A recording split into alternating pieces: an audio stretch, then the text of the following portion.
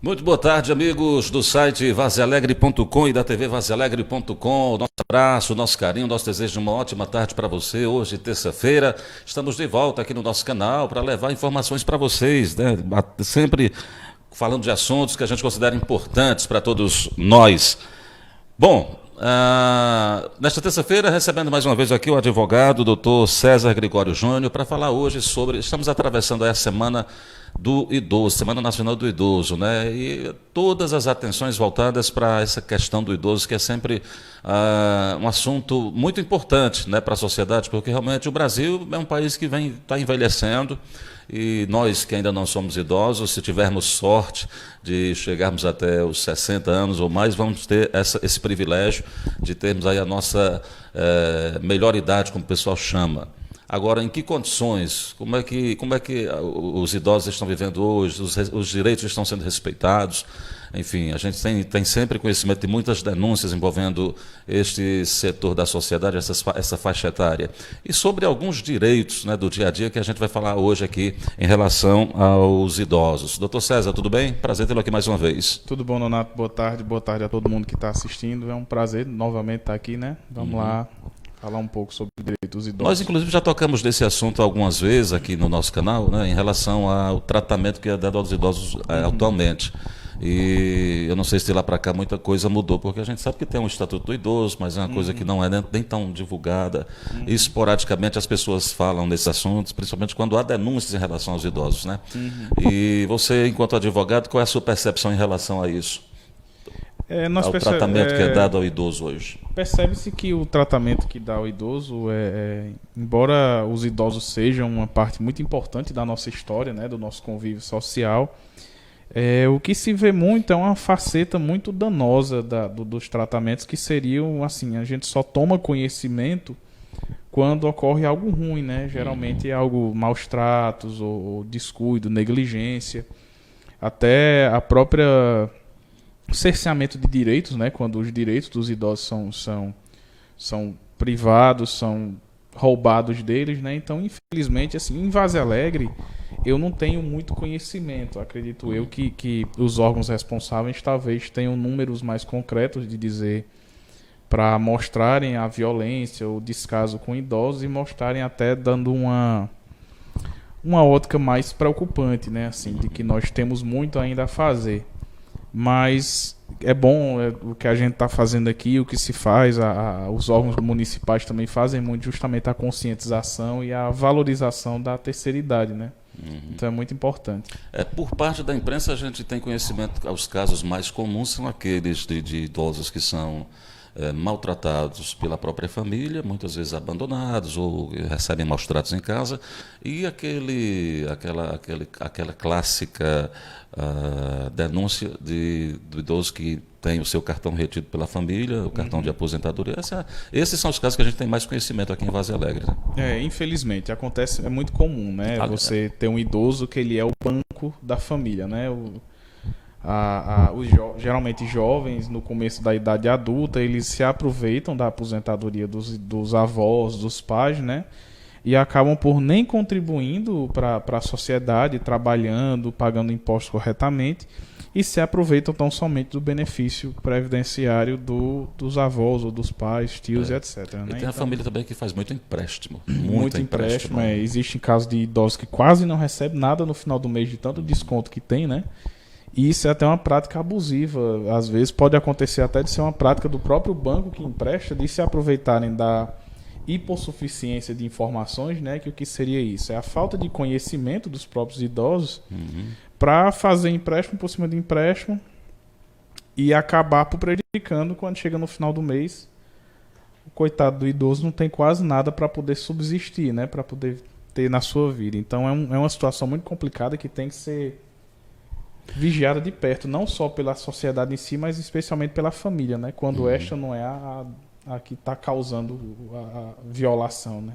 Inclusive, certa vez eu conversei com alguém da assistência social, voltada para essa parte do idoso, e a pessoa disse que as maiores dificuldades que são encontradas pela questão da fiscalização, quando há uma denúncia, é porque quando a fiscalização chega na casa, o próprio idoso nega, porque tem medo de ser repreendido depois, sofrer algum tipo de coisa, então ele sofre até a questão psicológica. Né? É, a questão psicológica. É por isso justamente A coação. importância, a coação, é por isso justamente a importância de ser uma atividade contínua. Não adianta você fazer só chegar lá e achar que vai se resolver naquela hora, porque, como você mesmo disse, o próprio idoso, ele prefere viver sob um estado constante de coação, quase como um refém, do que às vezes se ver sozinho, né? Então, essa tem que ser uma investigação a ser feita, que eu acredito que os órgãos municipais, a gente vê muitos órgãos municipais trabalhando, o CREAS e o CRAS, junto a isso, dão muita publicidade, o que é bom para mostrar que está sendo feito.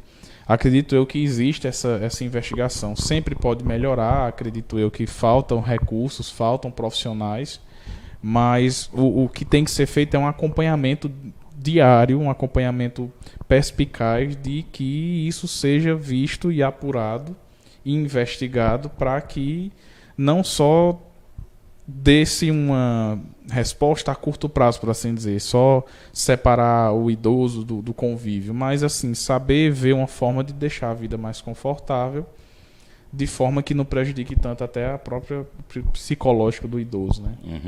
Pronto, agora para você que tem idoso em casa, que lida com ele no dia a dia, é bom que você saiba que o idoso tem algumas preferências em relação aos direitos, tá?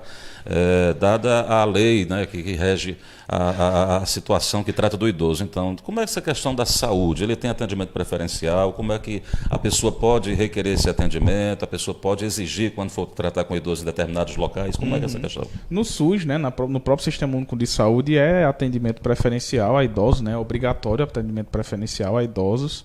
Eles têm que serem passados na frente, como não tão somente, eu acho que esse tipo de coisa é lei, mas para regularizar, né? Mas é uma coisa que é um sentimento até moral da gente, né? A pessoa já está numa fase da vida avançada, nós temos o dever moral e cívico de deixar elas passarem na frente, não só na saúde, em hospitais do SUS, mas também em hospitais particulares, em clínicas.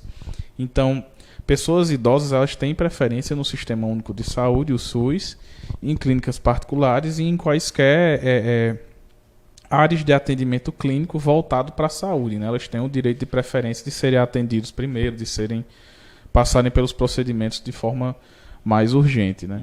É porque se a gente utilizasse o bom senso, não seria necessária a lei, mas há sempre quem resiste. Então, para isso, a lei existe para assegurar o direito, né? Isso, a lei existe para assegurar o direito, para deixar também punir, responsabilizar aquele que não cumpre, né? Porque, infelizmente, muitas pessoas, é uma parte negra da sociedade, por assim dizer, ela não pensa no próximo, ela não pensa que um dia vai ser ela, sendo uma pessoa idosa, precisando de um atendimento. Então, a lei não serve tão somente para assegurar os direitos, mas também para punir aqueles que o descumprem, né? Então, ela tem uma dupla finalidade. Muito bem. Como é que fica a questão do transporte? O idoso também tem direito a viajar, me parece que gratuitamente, tem direito a alguns assentos, né? No transporte público municipal, 10% dos assentos tem que ser disponibilizado preferencialmente para idosos, né? Todo ônibus, por exemplo, ele tem aquele assento que só idosos podem sentar, né? Que é preferencial. Da mesma forma que por questão de educação e civilidade, você vê uma pessoa idosa em pé, pelo menos eu procuro me levantar e dou meu assento, né? Mas obrigatoriamente no municipal tem o acesso às cadeiras obrigatórias. Já em intermunicipal, quaisquer empresas ou ônibus ou de transportes, tanto aéreo como marítimo, como de estradas e rodovias, ele tem que disponibilizar 2 assentos de forma gratuita para pessoas acima de 60 anos. Como é que funciona isso? Até 72 horas antes você tem que ligar e reservar esse assento, mostrando identificação sua. Para você ter acesso, mostrando a sua idade, você tem acesso a essa passagem gratuita. Fica mais fácil se você tirar o cartão do idoso, que tem um procedimento que você faz pela internet, que você tira o cartão do idoso e facilita. Caso essas 2 vagas estejam ocupadas, o idoso acima de 60 ele tem um direito a um desconto de 50% nas passagens. Ou seja, ele vai viajar ou de graça, Caso as cadeiras já estejam preenchidas por outros idosos, não é preenchido por qualquer pessoa, é preenchido para idosos. Ele tem direito a viajar com desconto de 50%. É um benefício muito bom que eu acho que não é muito disseminado, né? Você não escuta muitas pessoas comentando isso. Então existe esse direito, né? Ou de graça, 2 vagas, ou com direito de desconto de 50%. Pronto. Numa questão de emergência, por exemplo, como é que faz para o direito ser respeitado? Chama a polícia, por exemplo, vamos supor uma situação, o camarada está lá, quer viajar, existe a vaga no ônibus, mas a empresa se recusa. Se ele precisa viajar de imediato, ele tem que chamar, porque é meu direito respeitado, eu vou chamar a polícia para fazer valer, porque a empresa não vai sair daqui sem a questão ser resolvida. O que é diferente, o camarada às vezes pode viajar no outro dia, ele pode fazer uma denúncia depois no órgão. Né? Assim, você seguindo todo o procedimento formal que é exigido pela própria lei, né? E o ônibus, o agente se recusando, você tem o direito de chamar a autoridade policial. A autoridade policial ela tem a força de compelir que o direito seja cumprido e após você ainda pode entrar no judiciário pedindo uma indenização por ter tido aquele constrangimento, aquela atentado contra os seus direitos, né? Porque o constrangimento, acredito eu, é um entendimento meu, nesse caso chama o dano in re ipsa. O que é isso? É um brocardo jurídico, uma expressão jurídica, significa que o dano ele é presumido, não precisa ser comprovado. Então você tem um idoso que quer viajar, ele tem direito de viajar. Eu não preciso comprovar que aquele idoso simplesmente inventou a história. Não, nem tanto inventar, mas tipo assim, porque o dano moral, você tem que comprovar que houve um atentado à sua moral em si. Num caso como esse, acredito eu, que você não precisa. Se a pessoa tem direito, se está na lei, se a vaga está lá e ele cumpriu o procedimento, o dano houve. Então é um dano in re ipsa, na minha opinião. Não precisa você comprovar que a pessoa não foi tolhida de seus direitos, porque ela foi, está lá, está implícito. Então ela tem o direito sim de chamar a autoridade policial e fazer valer os direitos dela. Pronto. E geralmente a justiça entende assim também, que existiu o desrespeito? Geralmente sim, entende sim. Vai depender muito do entendimento do juiz, né? Da cabeça do juiz, de como o advogado vai explicar a situação também, de como a situação ocorreu também, né? Aí tudo isso vai influenciar não tão somente na questão de ter havido ou não, mas também no quanto indenizatório, né? Que é o valor indenizatório. Bom, recentemente ocorreu aqui em Varzea Alegre a exigência pelo Ministério Público, a recomendação de que fosse cumprida a lei da meia entrada, né? Para jovens. E aí surgiu a discussão se o idoso também seria contemplado com esse tipo de lei, né? Com esse tipo de benefício, porque os clubes daqui geralmente não cumprem com essa lei, né? Mas agora em agosto houve essa determinação do Ministério Público, a recomendação, e depois surgiu, eu vi algumas pessoas dizendo que idosos estariam indo comprar, mas não teriam tido esse direito respeitado, mas também não foi atrás da outra parte para saber se é verdade. Portanto, foi uma história que me chegou. Mas é fato que o idoso também tem direito a esse tipo de benefício, né? Sim. O idoso ele tem um direito na parte cultural, ele tem um direito de descontos, né? Ele tem direito, às vezes, até, se eu não me engano, em alguns casos, até na total gratuidade. Eu não sei te dizer agora em quais, o valor do desconto nem em quais, mas acredito eu que culturalmente geral ele tem o desconto. Também apresentando, se não tiver identificação, apresentando o cartão do idoso, né? Eu acho que para sanar essa dúvida sua que você teve de que vieram falar, acredito eu que deve funcionar essa questão da compra do idoso igual funciona com a carteira estudantil, né? Que você compra com desconto estudantil, mas no ato da entrada você tem que apresentar a carteira junto com o ingresso para poder entrar, né? Então acredito eu que talvez funcione da mesma forma, né? Pronto. Mais uma vez aquela história, se sentir prejudicado, realizar a denúncia, procurar os direitos. Você procurar a autoridade policial, né? Ou então, dependendo de como se seja uma relação de consumo, por exemplo, você se sente discriminado por a sua condição de idoso, por exemplo, numa compra, ou até numa relação de consumo, como a gente acabou de falar, de ônibus e tudo mais, procurar sempre o PROCON ou o DECON também, né? Que aqui na nossa cidade é lá no Ministério Público. Doutor César, tem muito idoso que ainda está bem ativo em relação a trabalhar, mas aí muitas vezes pode ser que tenha empresa que diga, não, você já está velho, não vai afastar você. Obviamente que nunca se faz isso de maneira velada ou de maneira que a pessoa entenda que é assim, mas procura os meios mais, né, mais suaves para poder fazer e afastar a pessoa do trabalho, enfim, ou não contratar. É crime também isso em relação ao idoso? Sim, não pode haver nenhuma discriminação em relação ao idoso na questão de contratação. Claro que existem alguns cargos que, por meio de concurso público, existe uma certa faixa etária até pela questão do cargo em si. Eu não vou dizer isso com segurança, mas acredito eu que, por exemplo, o cargo de policial, você fazer um concurso para a polícia, acredito eu que tenha tanto uma disposição física, que é auferida na segunda fase que você tem os testes físicos, que também essa questão da idade. Então, assim, não havendo qualquer restrição para o idoso trabalhar no cargo, não pode haver essa discriminação. Claro que muitas vezes é de forma velada. Você nunca vai conseguir provar que a pessoa, você vai entregar um currículo de um senhor idoso, a pessoa vai, é velho. Quem é que prova isso, né? Que a pessoa foi descartada por causa disso. Mas sendo uma coisa escrachada, uma coisa aberta, é vedada e totalmente proibido, tanto pela Constituição Federal quanto pelo Estatuto do Idoso, qualquer forma de discriminação quanto à idade, né? Bom, de todos os crimes que a gente fala, eu acho que um dos mais terríveis mesmo é a questão da violência contra o idoso. Isso. Esse, enfim, não precisa nem dizer que é crime. E obviamente, eu imagino que a lei seja mais severa nesses casos. Sim, é sim. Porque assim, o idoso, geralmente, dependendo da idade que ele esteja, e até a condição de saúde, né, até a condição psicológica também, ele está inteiramente dependendo daquela pessoa, ele está dependente, ele é um ser como se fosse uma criança, que é um ser dependente. Então você, além de ter aquela dependência tanto psicológica como às vezes financeira, como de cuidado, você se aproveitar daquilo para praticar a violência física, psicológica, tem um peso maior. Tanto na tipificação penal, quanto na própria dosimetria da pena.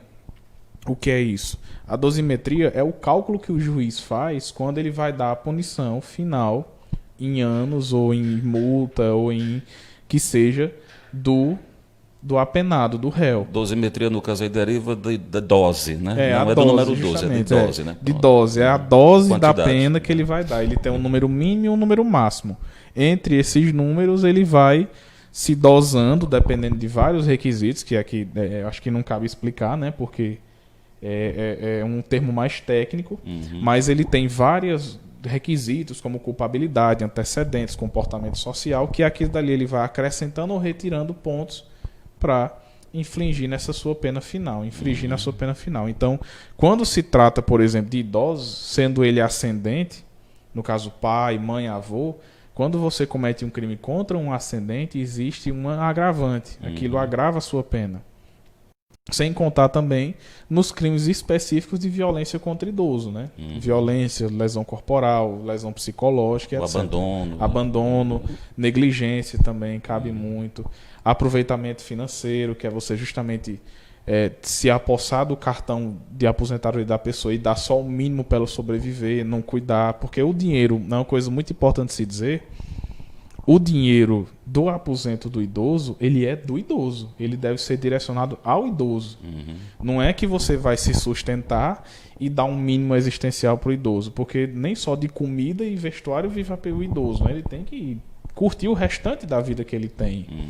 Então, você não pode se aproveitar daquilo e ter um salário, entre aspas, para cuidar da pessoa e só dar um básico para ela, né? Um salário que muitas vezes é determinado pela própria pessoa que está comandando o dinheiro. Justamente, e dar só um básico para a pessoa só estar ali, só sobrevivendo, e você aproveitando do salário dela, né? Dos benefícios que ela tanto lutou a vida todinha para poder ficar com aquele mínimo que já é muito pouco, né? É difícil a gente imaginar, mas não é difícil de comprovar que existe muito disso, né? Tanto é que existe o Estatuto do Idoso que prevê, geralmente, já por causa deve ser das estatísticas, do número de denúncias, enfim. Isso. Né? E eu já vi várias pesquisas que mostram que o Brasil é um dos países que mais maltratam os idosos. Não tão somente em relações familiares, mas também no sistema público em si. Em filas, em falta de atendimento adequado, em falta de remédios, em falta de tudo. a expectativa do brasileiro ela vem aumentando exponencialmente durante os anos, mas a qualidade de vida não está aumentando tanto. Então, não consegue, né? Existe expectativa, mas não existe qualidade. Verdade, né? Vamos ver se alguém aparece para ajeitar isso. Né? A equação não bate. A gente sabe que o pai, quando tem um filho, é obrigado muitas vezes a assumir a responsabilidade de pagar uma pensão para o filho. Agora, é possível o filho ser obrigado a pagar uma pensão alimentícia para o pai? Sim. Reverter essa situação? Sim, é sim. Inclusive, eu já até peguei um caso desse. É muito pouco comum, pelo menos aqui em Vaza Alegre eu nunca vi outro colega comentando, mas eu já peguei até um caso desse. Que talvez quando seja pouco comum porque muita gente não sabe que não sabe que justamente tem desconhecimento da lei, né? Mas quando você, acima de 60 anos, você não tem condição de se sustentar, você pode pedir uma pensão alimentícia ao seu filho, ao seu genitor, né?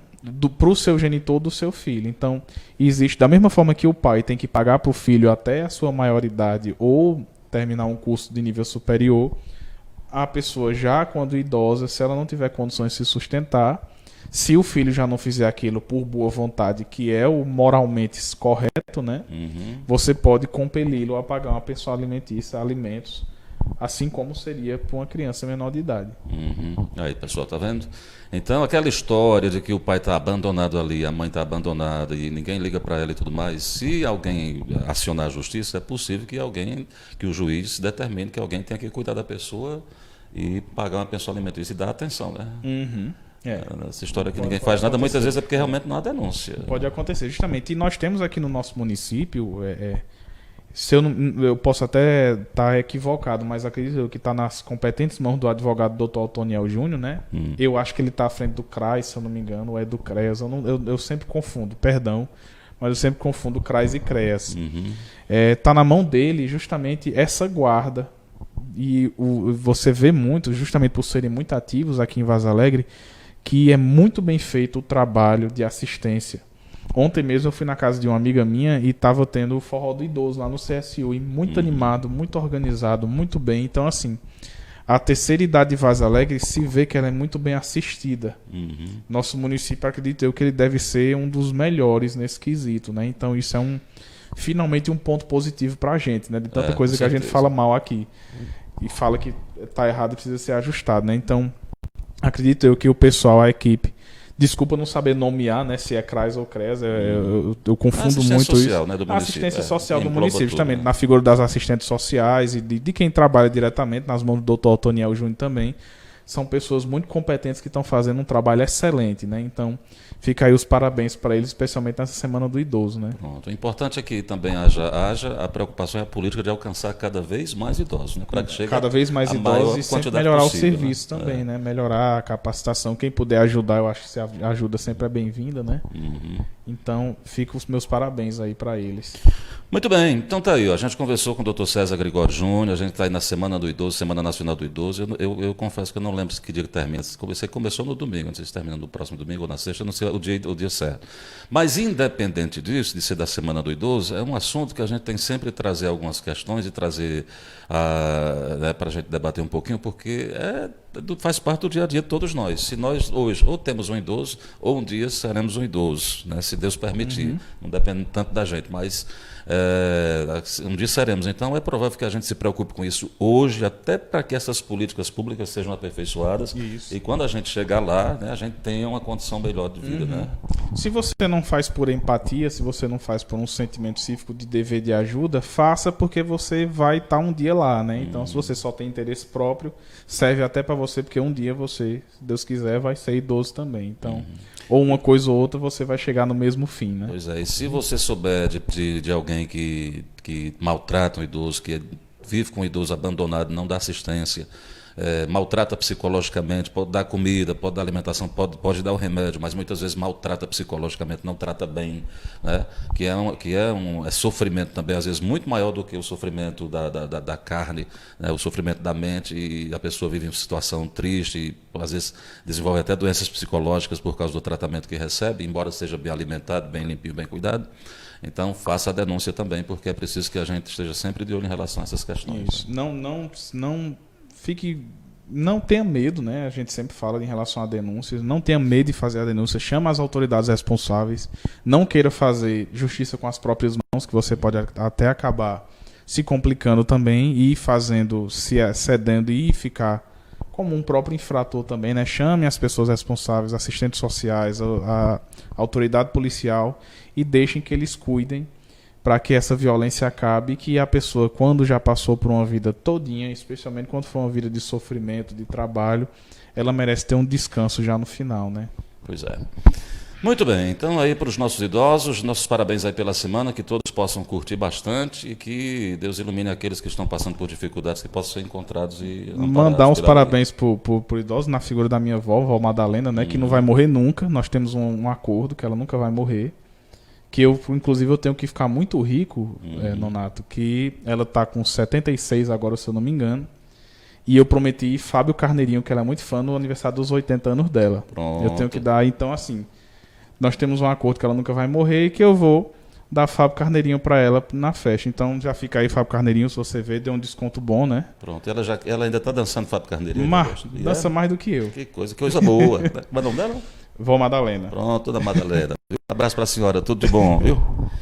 Bom, e a senhora tem um neto muito bacana, viu? Muito legal, um rapaz competente, inteligentíssimo, viu? E está sempre aqui contribuindo com a gente, viu? Pode sentir orgulho que Muito obrigado. Provavelmente será recíproco. Bom, é porque a véia é danada, viu? Né? A véia é danada. Então vamos lá, ele agora vai dizer pra gente os dias em que ele atende, o local onde ele atende, telefone de contato, WhatsApp, né? Só não vai dizer o DNA, o resto ele vai dizer tudo. Eu atendo na rua Juvenal Galeno, número 44, aqui naquela rua em frente o mercado municipal, né? O meu telefone é o 999950999. Meu e-mail é o contato.cesarjunior@hotmail.com. Muito bem, então tá aí, pessoal. Muito obrigado. Daqui a pouquinho a gente volta com mais uma live, falando com o escritor, jornalista Bruno Siebra, que vai estar lançando hoje na Câmara Municipal um livro sobre a vida, né, e a obra de Raimundo Lucas Bidinho. Já já a gente conferindo então mais uma live aqui no nosso canal, tá? Daqui a pouquinho. Abraço, até a próxima, doutor César, até a próxima. Mais. Até a próxima semana. Até já. Até mais.